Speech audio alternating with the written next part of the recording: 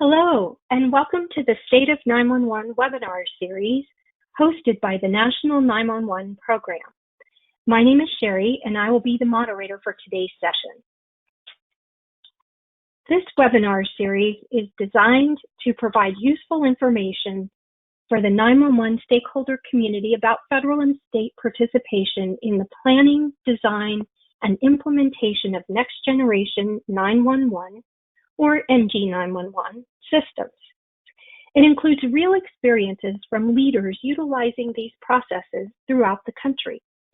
Today's session will feature presenters discussing an NG911 self-assessment tool and a statewide NG911 operations center. Tyrone Morris, Executive Director with New Orleans Parish Communications District and a member of the SAFECOM NMAC NG911 Working Group, will discuss the newly released tool to help 911 agencies evaluate their level of NG911 readiness. Pokey Harris, the Executive Director with North Carolina NG911 Board, and Gary Means, North Carolina NG911 Network Manager, will share their firsthand experiences from implementing a statewide NG911 network monitoring and assistance center. For closed captioning, please copy and paste the URL link in the chat window to an additional web browser. For more information on the National 911 Program webinars, or to access archived recordings or learn more about the National 911 Program, please visit 911.gov. Feedback or questions about the webinars can be sent to national911team@mcp911.com. Please note that all participants' phone lines have been put in a listen-only mode and this webinar is being recorded. To ask questions of our presenters, feel free to take one of two actions. Using GoToWebinar's chat feature located on the right-hand side of your screen, enter your question at any time during the presentation and it will be entered into a queue. This feature is not visible while your screen is in the full expanded view. You will have to click the little red arrow. Or if you'd like to ask your question live, use the raise hand feature to request your phone line be unmuted, and we will call upon you to ask your question. Individuals who have registered for this webinar will receive access to today's PowerPoint and the webinar recording after the webinar. With that, I would like to introduce Mr. Tyrone Morris. He's the Executive Director of the Orleans Parish Communication District, which is also known as New Orleans 911 and 311, and he is a member of the SAFECOM NMAC NG911 Working Group. With over 180 employees, Tyrone's agency processes over 1 million calls annually and protects 18 million visitors. They are known for extremely large events such as Mardi Gras and the Essence Music Festival. Prior to coming to New Orleans, Tyrone worked in many government agencies as a transformative leader and building well-oiled machines. With that, I'll turn it over to you, Mr. Morris. Good afternoon, everybody, or good morning if you're those of us not on the East Coast. Again, my name is Tyrone Morris, and I'm the Executive Director of OPCD, which is the Orleans Parish Communication District. Can we go to the next slide, please? I come to OPCD with 15 years of experience in government organizations, doing a multitude of things, but particularly with Next Generation 911. I'm sure you all have seen the news, but the city of New Orleans came under a cyber attack at this point about 3 weeks ago. And because of our NG911 pre-planning and risk assessments and the measures we took, 911 operations were not impacted by the cyber attack at all.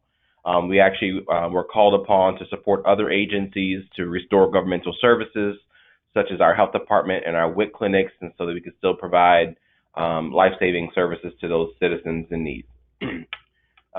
Today I'm going to talk about SAFECOM and NC-SWIC and the NG911 Working Group. Where the working group was established in September 2017, and pretty much we're a group of individuals that meet on a regular basis from all levels of government. You can go to the next slide, please. From government, from academia and trade associations. And there are a couple of initiatives that we have working right now. We've published a white paper in November 2019 called Cyber Risks to Next Generation 911. And the main reason for my section of this webinar is to talk about the NG911 maturity state self-assessment tool, which we released last month in December 2019. And that tool pretty much is a scorecard where your agency can see where you are in your own level of preparedness and deployment of the full NG911 suite of services as we know it today. And we continue to develop other guidance and resources for the 911 community. You can go to the next slide. Okay, so the NG911 self-assessment tool, the background across the nation, you know, I think everyone in the 911 community is talking about next generation 911. We've been talking about it for some time, but it's here now. We have some organizations in the industry that have begun the train has left the station and they're well on their way to full implementation. And I'm excited to hear my counterparts from North Carolina after my section to hear about their really trend-setting and really paving the way for the rest of us and being bold in their innovation, getting us to the full maturity state of NG911. The assessment tool is used for any state 911 office, any local PSAP or emergency communication center, and it assesses your progress and help you prepare for challenges along the way. The SafeCom NG911 working group collaborated together through about a year effort to put this assessment tool together, and we're going to talk about how to use that tool today. The next slide. Actually, you can go back one more. You'll look, there's a graphic here. We'll talk about maturity states, and everyone starts in legacy. Everyone has a legacy system of some sort, and you'll see as you go through the progression of the tool, you end with the national end state. I think it's important to note that no one is at the national end state yet. We also have not clearly defined from an industry what the end state is, but this just gives us some benchmarks along the way. But we do have some agencies that have moved out of the legacy to foundational or transitional phase of the NG911 maturity across the country. You can go to the next slide now. All right, so again, the assessment tool will help the PSAP or ECC evaluate their NG911 capabilities or maturity. It provides the authority stakeholders with more understanding of the essential elements of NG911. You know, as 911 directors and leaders in the industry, we often find that we have very different definitions of what NG911 means. This assessment tool kind of stabilizes and grounds that definition and helps us come with one common language. It'll assist us in multi-year planning for capital outlay, for equipment, for contracts, for services, for software deployments, and it provides us, again, a consistent terminology regarding the NG911 functionality and the maturity. You can go to the next slide. Okay, so the tool is available on the website, www.911.gov. On the main page, and there's a direct URL. I believe when you all get this PowerPoint, the URL will be embedded in the PowerPoint. But it includes not just the assessment tool, which is Excel-based, but it includes a fact sheet and a video to walk you through how to use the tool. The next slide. Okay, so again, you download the tool. It is Excel-based, and so if you have basic Excel, experience, clicking and dropping down from a menu, you'll be able to use this tool. You have to click enable content for the feature for all the coding and colors to work inside. You select the option that best characterizes your PSAP system. So if you are a local PSAP or if you are a state PSAP or you're conducting the assessment at a state level or regionally, it's really from your perspective or the ECC or PSAP or system that you are evaluating. At the top, you'll select that type of level, and all the other questions and colors they're all interconnected, so that determines your state of maturity. You answer a series of questions about the governance structure, the architecture, and security. You collaborate with your leadership, your vendors, and answer the very technical questions. I will tell you, here in New Orleans, we consider ourselves very, very technologically astute. We kind of speak the language, but I will say what the maturity assessment did for us, it helped us realize some gaps of understanding across our organization. So not everybody, even in my own shop, were using the same definitions. And so once you come together as a group, you know, the first initial attempt we did, we sent it out to everybody in the technology team saying, hey, fill out your appropriate section. And when we got things back, there were some significant misfires. And so what we did was we got everybody into a room and we ultimately went through the assessment tool together, and we kind of talked about the level we placed the organization at and why and where we needed to go forward to get us to the next step. It really was a conversation starter, a guide, a tool to help us really not just refine our understanding of NG911 where we are, but also what we need to do to get to the next step. The next slide.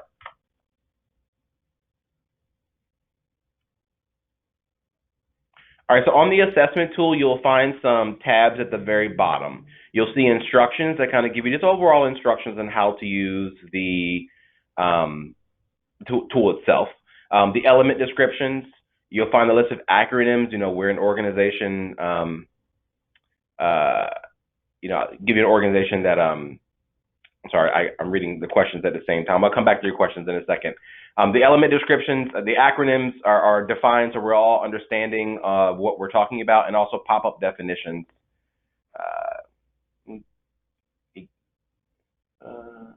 And then finally, there's additional resources inside the tool. There's a self-assessment fact sheet and also the video, which is there. And we go to the next slide. Go ahead and play the video, and I'll come back and answer Sherry's question.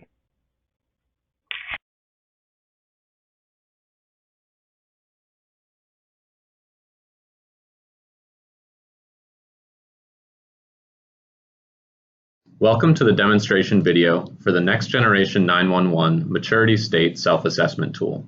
The Microsoft Excel-based tool will help you assess the NG911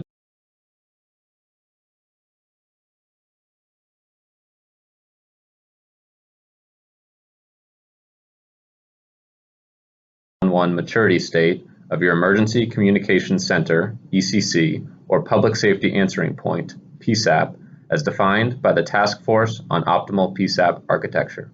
Along the way, the tool will help administrators, oversight personnel, and public safety officials learn about critical NG911 elements and develop NG911 transition steps.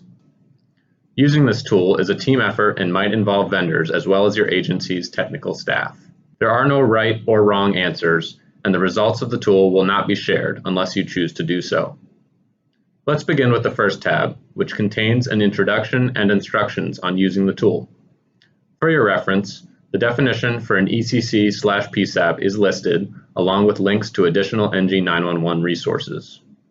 The second tab contains the core of the tool.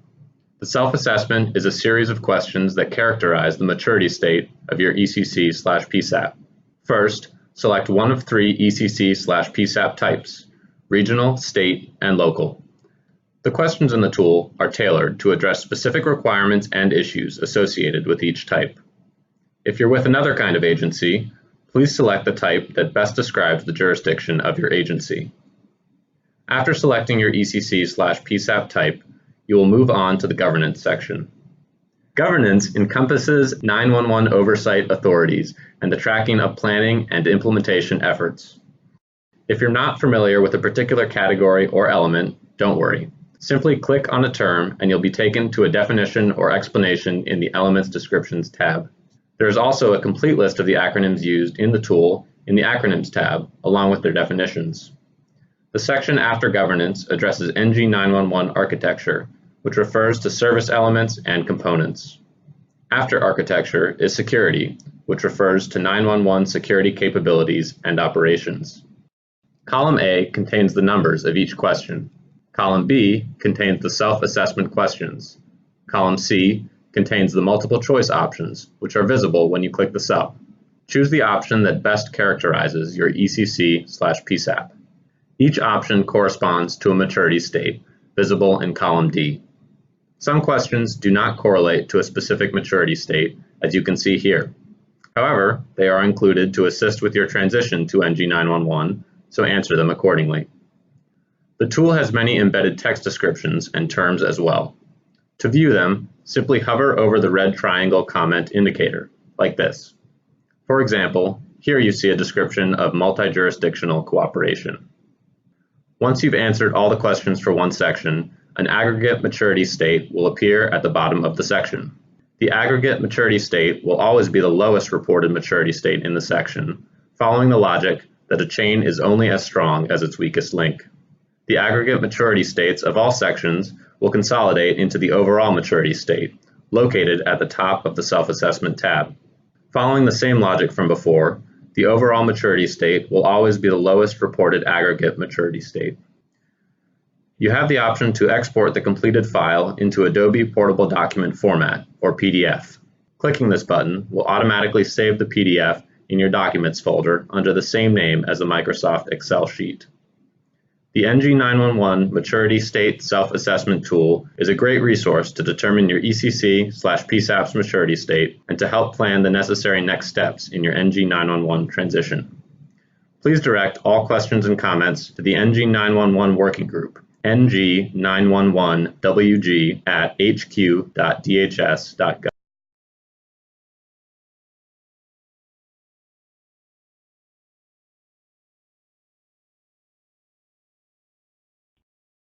All right. Okay, great. I'm unmuted. Okay. So the question was, what part of my one element that my team did this that we did not agree on. One of the questions that we had were, do we think we have enough resources to enact the NG911 mandate? And I asked of course, everyone in the room said no. And when I asked my team, well, what resources do we still need? And no one in the room could answer the question. So I think we had to kind of change our perspective for what we know right now and what we can do right now to move us in the direction. We had the resources available to do it. We just need the time and hours to sit and do it, which I guess can be a resource. But I say that to say that in the future, as NG911 stuff becomes more developed, the financial resources, staff resources may not be available. So we had a disagreement about resources, but we hadn't really defined what the resources needed were yet. I hope that helped answer your question. And finally, some benefits to the 911 community. It helps us move as a unit or as an industry towards NG911. We've talked a lot about this. We've been talking about this for a while, and I do think we have some legislation that's going to come down on us hard and fast because the public is beginning to expect that we have NG911 environments across the country, and I think we're only a tragedy away from us being forced down this road. So this kind of takes us on a plan down the road in some coordinated fashion. It helps us establish common terminology. It identifies key milestones. And across the industry, this allows us from a leadership perspective to speak with much more intelligence and importance over NG911 planning. And those of us that having to advocate and dedicate resources in the future, it helps us do some long-range planning and also advise our elected officials on where the priorities need to lie from an overall public safety perspective. I will say, from my perspective, as emergency communication centers move from the function of call centers to more functioning as an intelligence organization, these NG911 benefits are going to be heavily relied upon from our public safety community more than ever. And so we had no choice than to evolve and move in this direction. And this tool will help get us there. And at this time, I've hit my 20 minutes, so I'm going to take some questions. Okay, thank you, Mr. Morris. As a reminder, if you would like to have us unmute you, you can raise your hand. Otherwise, we do have quite a few questions that have come in via the chat window. So I'm going to turn it over to Sheila and let her get us started. Thank you, Sherry. Our first question, and this was addressed in the video, but if you could readdress it and provide another answer. The question reads, is there a way to ask a person who has been through the assessment a quick question if a PSAP gets stuck? And are there resources available?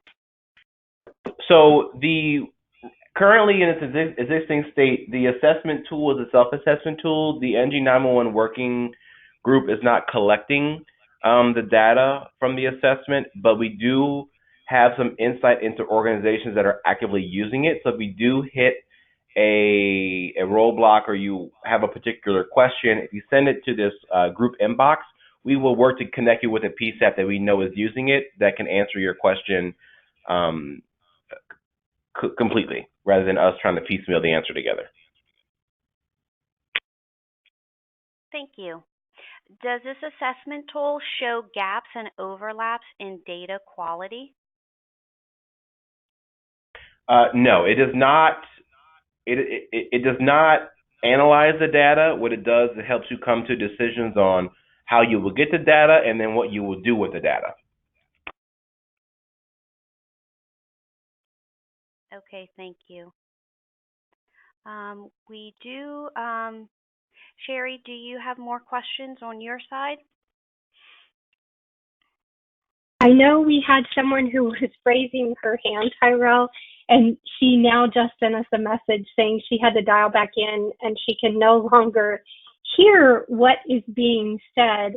I'll let Sheila, I tell you what, since she can't hear us, Sheila, if you can message her and see if maybe you can get her audio going, we can move on, Tyrell, and we'll leave time to come back to her at the end of the next presentation. Does that work? Yes. Okay. Oh, wait, now she says she can hear you. Sheila, can you unmute Shinar? She's unmuted. Okay. Go ahead, Shinar. Ask your question. I had to unmute my phone.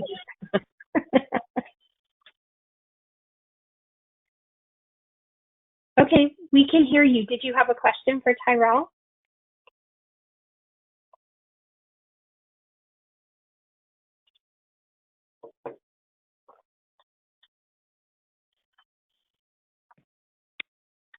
Can you guys hear me? Yes. Oh, okay. I'm sorry. Actually, that was my similar question that I was going to ask, the one you just read about getting assistance once you start the program and you have questions. So I'm good to go. Okay. All right. Perfect. Thank you. Then let me move my question box. Then I am going to move us back on. And thank you again, Tyrell, for the information. And so now I would like to introduce Pokey Harris. She is the Executive Director of the North Carolina NG911 Board, and she has at least 25 years of experience in public safety. Pokey's been appointed to the North Carolina Statewide Interoperability Executive Committee. She also serves as a member of the North Carolina State Medical Assistance Team 800, or SMAT 800. And prior to her move to North Carolina in 2015, Pokey served on numerous boards, committees, and working groups in Virginia and was awarded the State of Virginia's Governor's Award for Excellence in EMS in 2013. And joining Pokey is going to be Gary Means. Gary has over 15 years of experience with the Department of Information Technology in North Carolina, and for the past couple of years, he's been the NG911 Network Manager. So with that, I'm going to turn it over to you, Pokey and Gary. Good morning, everyone. It looks like we've got a really good crowd with us this morning, so we're very excited. Tyrell, thank you so much for the comments and kind words about North Carolina. We're very happy with what we're doing here and how we're progressing with next-gen deployment. And as he said, it's no longer next-gen. And here in North Carolina, we like to tag it as now-gen 911 because those of us who've been in the industry for some time, we've seen this come to fruition, so we're very excited about that. Sherry, if you could go to our first slide, please.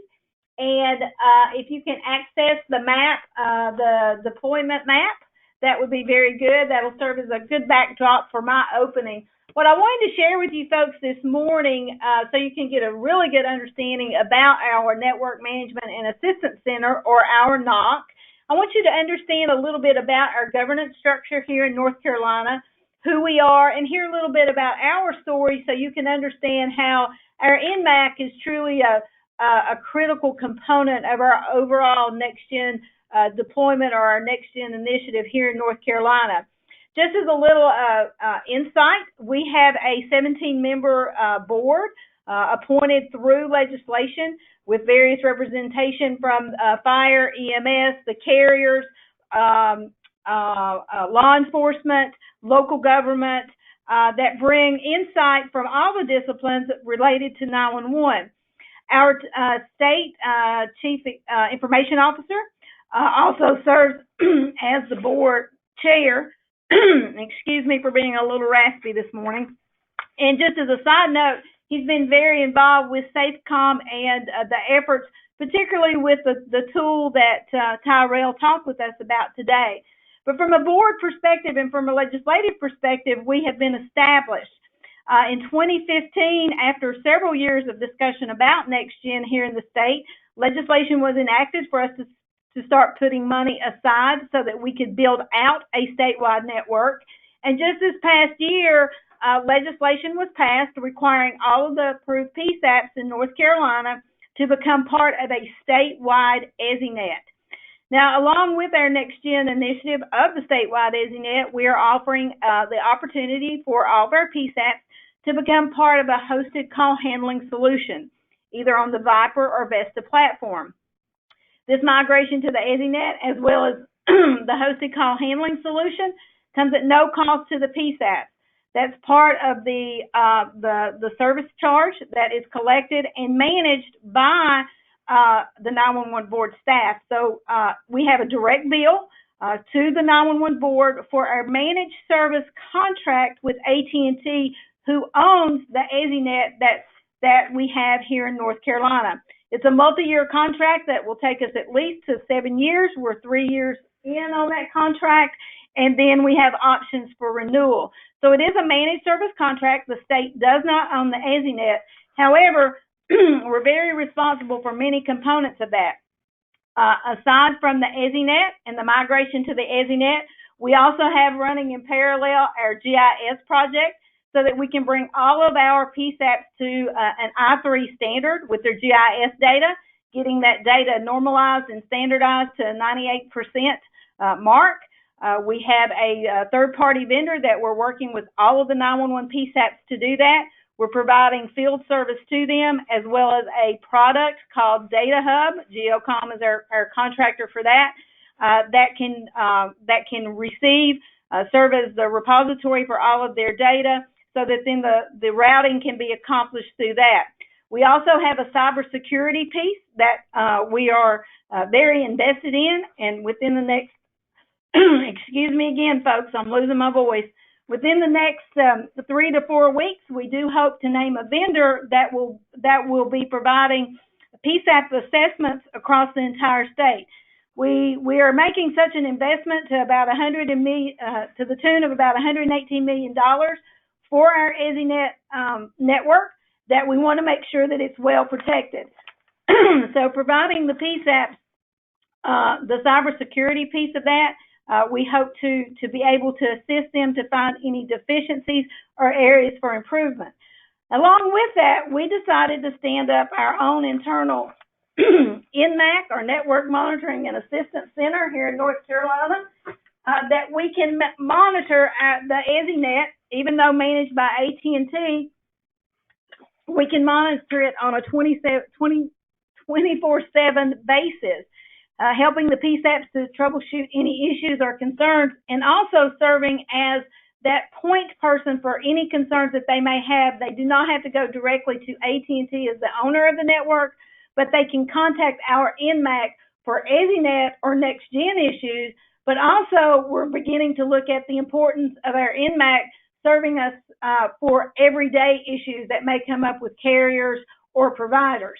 So with that, I'm going to go ahead and let Gary speak to the particulars about our NMAC and the role that it plays. And if you were able to see the map that was displayed, that does show where we currently stand with our deployment here in North Carolina. We have 127 PSAPs, as I said. We have, at the end of 2019 calendar year, we had 32 who were on the EZNet. We have 60 slated for this calendar year. We'll finish up our complete migration project of all the PSAPs by June 30 of 2021. So I'm going to go ahead and turn it over to Gary and let him talk more specifically about about the NMAC. Hello, everyone. Thank you for allowing us to be here today. If you'd move to the next slide, please. Okay, so the NMAC is actually our effort to create a more focused and centralized way for all of the next-gen PSAPs to be able to coordinate, for us to be able to coordinate services and to effectively run for the first time a statewide next-gen network devoted exclusively to public safety. So the NMAC is funded by the board. The staff consists of a manager, and eventually we will have at least 4 Tier 2 support folks and 4 Tier 1. And we tend to divvy up the work for those folks based on the complexity of the particular incident, or in case of new designs and support. Again, we have different skill sets in the NMAC to be able to address those. So the basis of our physical location is obviously we wanted this to be in a facility that would have all of the potential benefits of a secure facility. So it is actually housed in the state's Class 3 data center. North Carolina is blessed to have 2 of those centers as it runs its own private WAN network, which has probably in excess of 2,500 endpoints on it. So we have lots of expertise in that data center to assist in our specific task of managing the next-gen 911 network. The benefits of that, of course, we have folks who have experience as certified network specialists and support folks who also have PSAP operational experience. We're very happy to have our manager, who was formerly the NOC manager for a large highway patrol in the U.S. And has significant certifications in network management. So he is our manager and has some really good folks working under him. One of the main things that we're seeing, and we're very happy about the capabilities that we've been afforded, is that the NMAC acts as a repository for all of our configurations across the state. So before we've had every PSAP essentially have their own infrastructure that they're responsible for. Now moving to the EZNet means that every entity, every PSAP, whether you're in a small rural county or a major metropolitan area, you have the same EZNet configuration. So all of the configuration elements for that network, as it's been supplied by AT&T, who is our provider of the network, we have all that information in a configuration management database. That's electronically stored, and we actually are able to use that whenever we get an incident coming from a PSAP to be able to specifically referred right down to the IP addresses of the individual consoles on a call taker's desk. So that aids a lot in terms of our coordination of service response from our various carriers. We also provide centralized monitoring there. we actually have been afforded the opportunity to use an application called SolarWinds, which is very popular for network management. And we take that information and use it to create performance analytics. What we're trying to do, of course, is manage our vendor to the SLAs that we have in place, contracted-wise. And so we're able to pull the performance level of all of the critical network elements. And over time, we're going to be able to trend and detect, any particular hotspots, as well as be able to see where the traffic is going. So we want to be able to take a lot of this data and create meaningful information to assist in our planning for backups in terms of how we handle policy routing rules and so forth. A lot of that information will come out of what the network performance looks like. We also will use that as an aggregation point. So we are kind of training the carriers to come to the NMAC. We actually have a CRM application that was developed specifically for ticketing. So we have the ability to log information and create databases of a particular vendor's performance by the ticket volumes and so forth, and use that to help us better manage that environment. And so we have also, lastly, in the last bullet, because we have a centralized point to monitor the next-gen network, it makes it easier for us to extend and integrate to our statewide emergency response. So our SWIC is actually on the tech committee and on the board. So we work very closely with our emergency response, and so that makes our next gen a fundamental element to our statewide emergency response. Next slide, please. Okay. So here's what it includes in terms of our operational. I won't get into all of those. I talked a little bit about some of those, but the aspect that is really important is that second one for project planning. So we, in effect, are now, the NMAC is has multiple roles in the actual deployment of NextGen. So we're seeing that in coordinating maintenance that has to occur in terms of provision of technical resources and services like network drops and so forth. We're able to use that to, in effect, ensure that the vendor is performing to meet our next gen goals, which are fully documented in our statewide plan. We actually use the technical committee, which I directly support, to, in effect, come up with procedural elements that we can use to better use our next gen resources. And those get codified in terms of policy by virtue of using our information that we gather from the NMAC in helping us to create policies that are effective across the state. In terms of building the NMAC, it was very interesting. We didn't have a blueprint. I don't know that many folks have done this, but we actually started with a clean sheet of paper in terms of a strategic plan several years ago. And we actually went through the whole process of building the NMAC, and we built it to kind of mimic a actual PSAP to the extent of how it's laid out. We actually use PSAP type furniture. We have a video wall very similar, and so we use a lot of the same vendors that actually support PSAPs to give it that atmosphere that was important for us. We have a lot of access to network in our data center. And one of the things that's really very important is how we developed our NMAC policies and procedures. You really have to do a good job of documenting what you're going to do and how you're going to do it and when you're going to do it and who's responsible for what.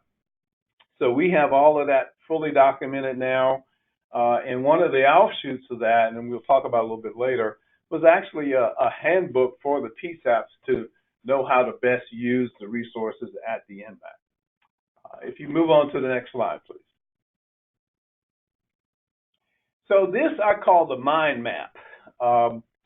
Since this was fairly new, we had to take a little different approach to how we wanted to figure out what the NMAC would actually be engaged in. And what you see here in the core of that, we looked at our basic user elements. You see the green boxes, we have a lot of data coming in.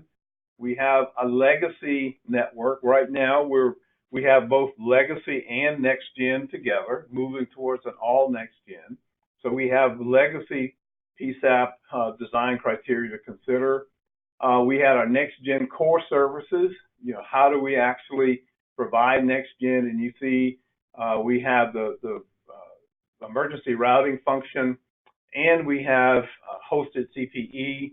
So that was one element. Then over to the other side, you see management monitoring, and that's very important. And that's where you see the analytics and cybersecurity as well as service management.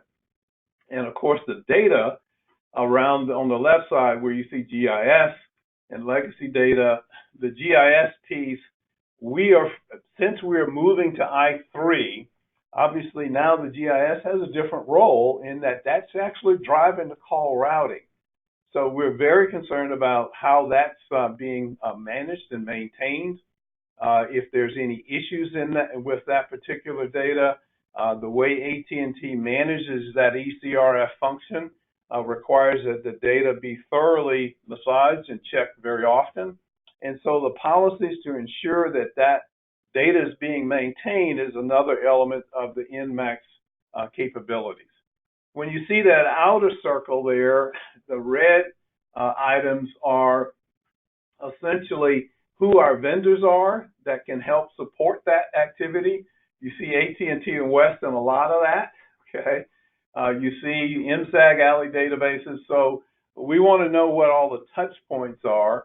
And then when you get out to the yellow boxes, that really just talks about who's doing that work. Where does it come from, so that we have a source. So this was very helpful to map all of these different elements to determine what we wanted the NMAC's mission to be and how we would develop the processes to support and manage our key vendors as well as our PSAP community. Okay. You move to the next slide.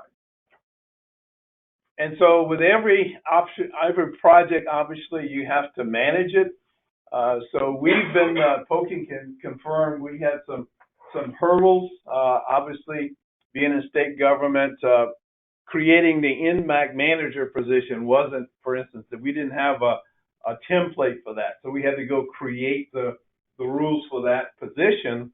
And sometimes in state government, it's hard to create a brand new position and do all of that. So we had our in a timely manner. So we had our hurdles, but we've gotten through them. We approached the staffing in a way to improve our speed to operation. Is we did some contract hiring in terms of the tier 1, tier 2, and our state contracts allow us to move contract hires to permanent positions.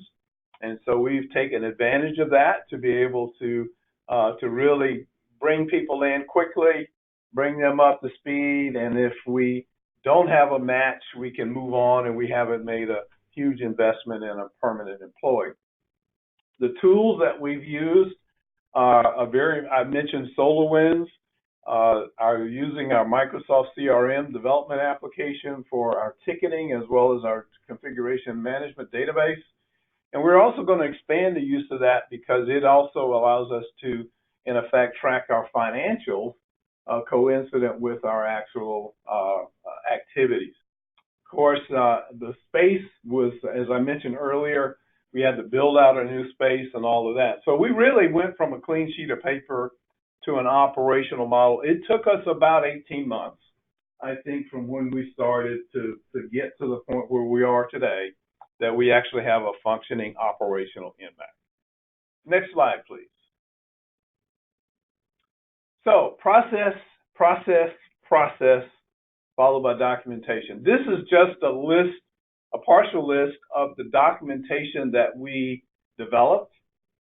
So first thing we did was to create a document that scoped what it is we're going to do. So we had a thorough assessment of that. That was jointly reviewed by staff, PSAP community, and AT&T. to develop what we were going to do. Then we went and did a very, very deep dive in terms of an operations support plan. So we took some idle-based processes that we've used in our enterprise space and modified those to fit the particular needs of our next-gen environment. And we ended up with probably about a 65, 70-page operations plan that really gets down to the minutia of, what kinds of trouble tickets we expect to get, how do we determine the SEV levels, severity levels, impact assessments, who you call, what telephone number, what button you push. I mean, it's down to the level that someone coming into our NMAC, by having that operation support plan, everything that they're responsible for is fully documented. That was reviewed and accepted by AT&T, so it matches their processes and how they handle our ticketing between the two organizations. And that was very, very important. So we were fortunate to be able to get their senior operational and service management folks to agree on this format, and now that's actually reality. We also developed a handbook for the PSAPs, since this was new. Obviously, they're very accustomed to picking up the phone and calling their favorite service person or account rep, whoever they have leaned on. And this is a new environment. They don't have that safety net anymore.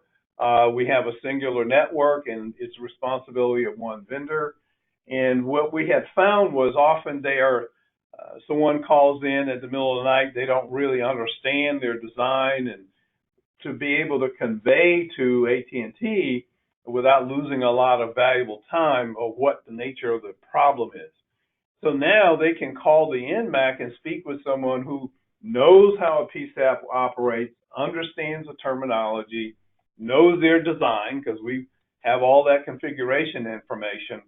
And so that information is then relayed into the tickets that we have. And so we have special access with AT&T coming from the NMAC that gets us prioritization in terms of how our calls are handled with them. And we can do it online as well.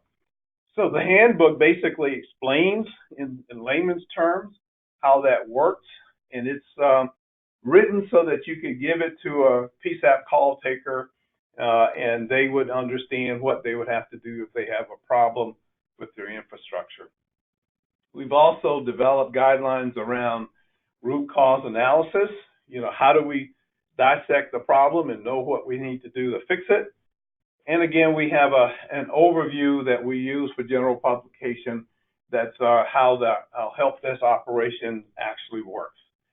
Each shift of our tier 1, tier 2 folks coming online, they have checklists that they're to go through to confirm. They check status on a number of different network elements. They look at particular call handling operational elements and performance. We have our ECAT system that we check for the correct amount of, or what we're matching of call CDR records. So we have a number of things that each person does when they come on duty, and along with the transition from the previous shift, to make sure that they're all up to speed and clear of what's going on at that time. We use, if you're familiar with modern IT service management, the idle basis of service management, which talks about rules for release management, how do you keep your infrastructure up to date. It talks about change management, what kinds of things do you do before you make a change, notifications, and the timing of those sorts of things. So all of that was a baseline for what we use to develop our NMAC operational processes. So we'd be happy to share some of that with you if you're interested, but we do have all of those things documented and available for viewing. Next slide, please. So in summary, we know this is a new concept, but it's definitely gaining traction. We have some really good folks. They've been able to help some PSAPs in some difficult situations. Very responsive, and it's 24/7. We think this is very important for our particular contract, since we're on a managed service agreement with a major vendor. The singular touch point kind of keeps everybody honest, and we are using that with the data that we have to manage to our SLA objectives as dictated in the contract. Having a ticketing system is really worthwhile. The Microsoft CRM application that we use, there's lots of resources out there, folks who know how to do this.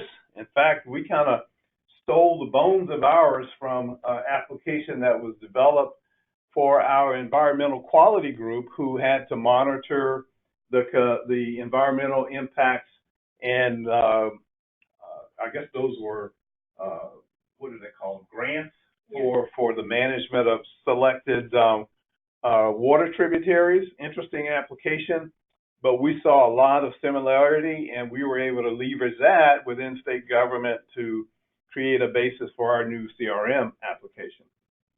And we think that because our folks are both PSAP and tech savvy, it creates a simpler communication interface for the vendor so that we can speak their language and speak the language of the PSAP.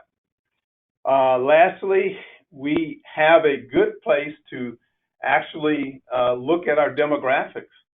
So if we see where we have folks who, in particular PSAPs, seem to have some trouble with the technology, that enables us to speak to other folks on our staff who are regional coordinators and work towards the delivery of better focused training and service planning as we go forward.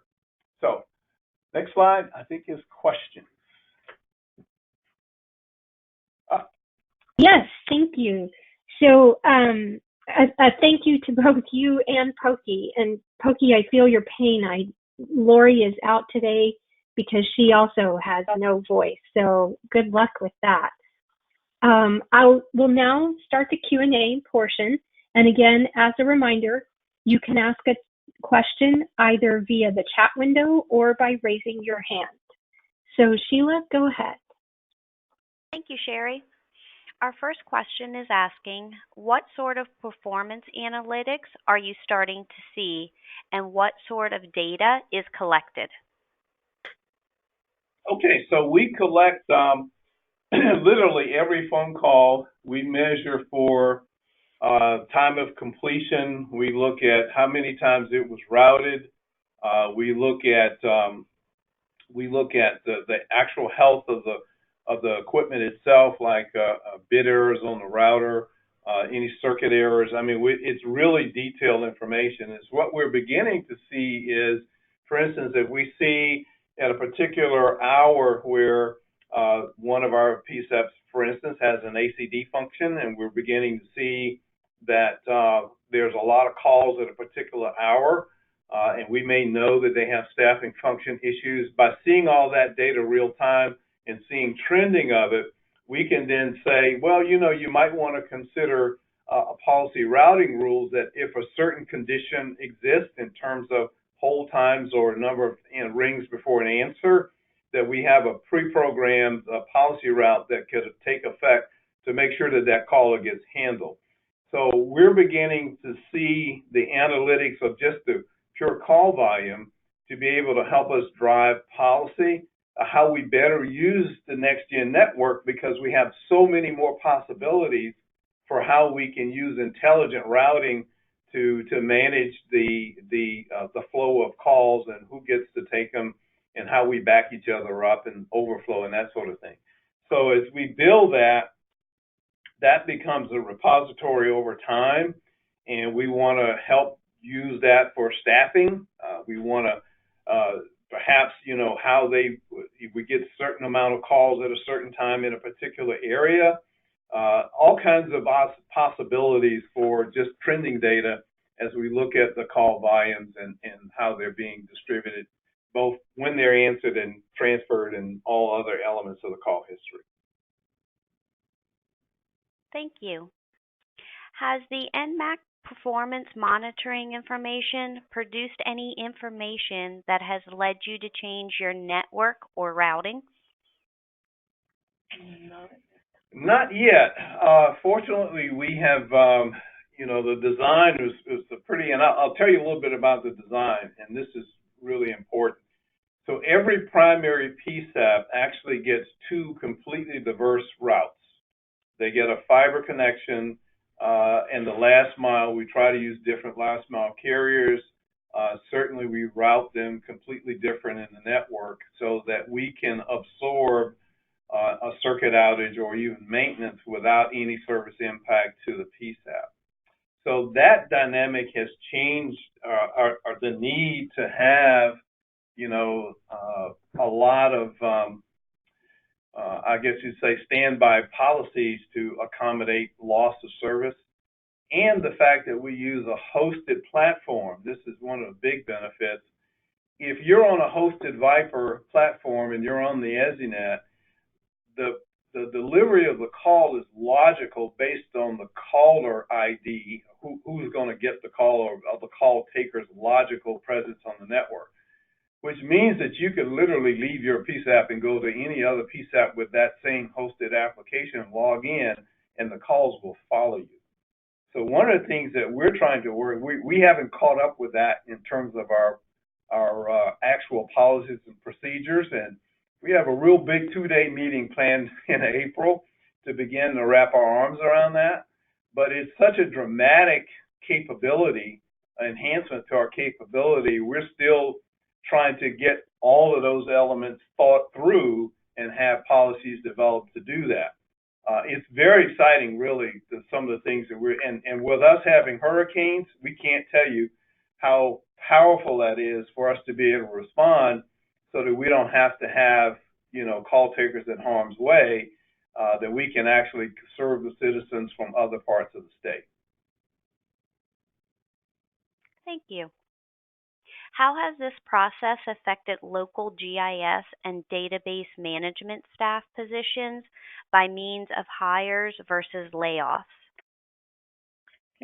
We've not heard anything particular about the displacement of employees, but from a GIS standpoint, we have very much engaged the GIS community in every jurisdiction, all 100 here in North Carolina, with a series, multiple meetings through series with either directly with the PSAP or PSAPs with contiguous neighbors to bring them together so that we can talk about the normalization of their data.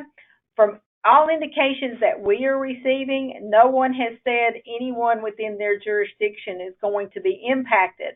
As a matter of fact, it's from comments to us, it's brought attention that folks now will really need to look at their data, make sure it is accurate, make sure it is up to date, make sure addressing is in place, make sure possibly the attention to civic addressing that was not given prior will now be there. If I can add to that, I think it's made it more important. We actually have 2 of our PSAPs that are I3 operational today. We have a bunch more coming. In fact, our plan is all our PSAPs migrating this year will be I3. So we've had an all-out effort to develop the GIS data necessary for that. And I think it puts the GIS folks in an even stronger position because now, that data set, and what we're seeing is that data set, especially residing in one repository, it's probably the first time the state has had a complete border-aligned data set for every municipality and every county in the state, and that makes that data very valuable. In fact, we're even considering how we protect that. So the GIS people are very germane to now that's our call routing function, and that's life or death, so what they do is very important. So we are not taking away the addressing function. That will still reside locally. They will be the addressing authority. What we are providing with our partnership with GeoCom, the product that they're offering, we're offering that repository, if you will, to send that data, where that data will be housed. Yes. There will still be the need at the local level for them to maintain their data and their addressing. We are not assuming that at the state level. Thank you. Was it hard to get the vendor to allow you access to the network for monitoring? Yes. Yes, that's interesting. I think they wouldn't have done it except for AT&T has a major POP site in that data center. So they are one of our major carriers for our WAN network, as I mentioned earlier. So they were pretty comfortable with our existing security policies and our ability to guard, traffic coming back their way. So what they've agreed to do is they have a lot of fiber infrastructure in our data center. So we basically used one of our approved security domains for like how we would segment an agency. And so in that domain, they are a couple hundred meg circuits come to us, and the applications that we're running actually are petitioned. So that's a VPN connection across. We can't, other than that traffic coming downstream to us, we go to them via a separate mechanism when we have to do management or access. So they're just sending downstream traffic for us that we actually collect and then use for our analytics.